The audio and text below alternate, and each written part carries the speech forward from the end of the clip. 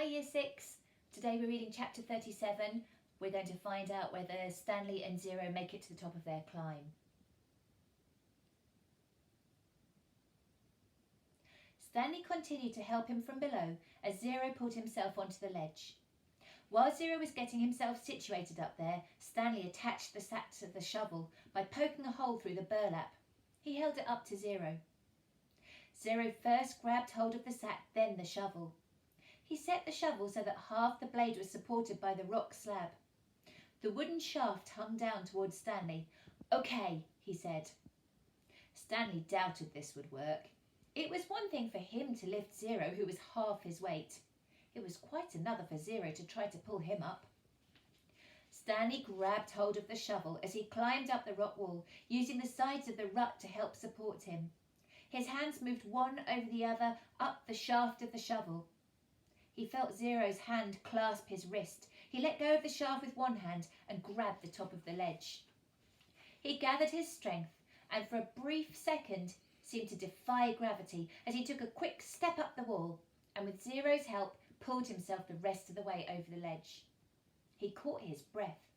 There was no way he could have done that a few months ago. He noticed a large spot of blood on his wrist. It took him a moment to realise that it was Zero's blood. Zero had deep gashes in both hands. He had held onto the metal blade of the shovel, keeping it in place as Stanley climbed. Zero brought his hands to his mouth and sucked up his blood. One of the glass jars had broken in the sack, but they decided to save the pieces. They might need to make a knife or something. They rested briefly, then continued on up. It was a fairly easy climb the rest of the way, and when they reached flat ground, Stanley looked up to see the sun, a fiery ball balancing on top of Big Thumb. God was twirling a basketball. Soon they were walking along in the thin shadow of the thumb. "We're almost there," said Stanley. He could see the base of the mountain. Now that they really were almost there, it scared him. Big Thumb was his only hope. If there was no water, no refuge, then they'd have nothing, not even hope. There was no exact place where the flat land stopped and the mountain began. The ground just got steeper and steeper, and then there was no doubt they were heading up the mountain. Stanley could no longer see Big Thumb. The slope of the mountain was in the way.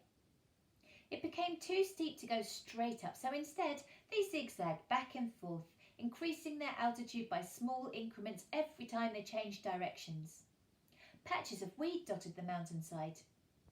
They walked from one patch to another, using the weeds as footholds. They got higher, and the weeds got thicker. Many had thorns, and they had to be careful walking through them. Stanley would have liked to stop and rest, but he was afraid they'd never get started again. As long as Zero could keep going, he could keep going. Besides, he knew they didn't have much daylight left. As the sky darkened, bugs began appearing above the weed patches. A swarm of gnats hovered around them, attracted by their sweat. Neither Stanley nor Zero had the strength to try to swat at them. "How you doing?" Stanley asked. Zero pointed. "Thumbs up."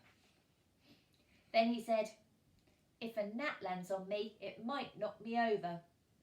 Stanley gave him some more words. "B-U-G-S, he spelled. Zero concentrated hard and then said, "Boogs." Stanley laughed, and a wide smile spread across Zero's sick and weary face as well. "Bugs," he said. "Good," said Stanley. "Remember, it's a short U if there's no E at the end. Okay, here's a hard one. How about L-U-N-C-H?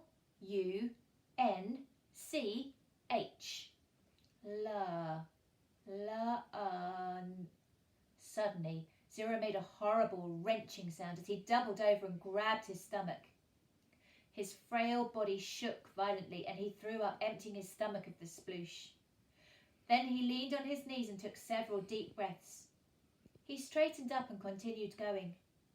The swarm of gnats stayed behind, preferring the contents of Zero's stomach to the sweat on the boys' faces. Stanley didn't give him any more words, thinking that he needed to save his strength. But about 10 or 15 minutes later, Zero said, lunch. As they climbed higher, the patches of weeds grew thicker, and they had to be careful not to get their feet tangled in thorny vines. Then Stanley suddenly realised something. There hadn't been any weeds on the lake. Weeds and bugs, he said. There's got to be water around somewhere. We must be getting close. A wide, clown-like smile spread across Zero's face. He flashed the thumbs up sign and then fell. He didn't get up. Stanley bent over him. Come on, Zero, he said. We're getting closer, come on. Hector, weeds, bugs, weeds and boogs. Stanley shook him. I've already ordered your hot fudge sundae, he said. They're making it right now, Zero. Zero said nothing.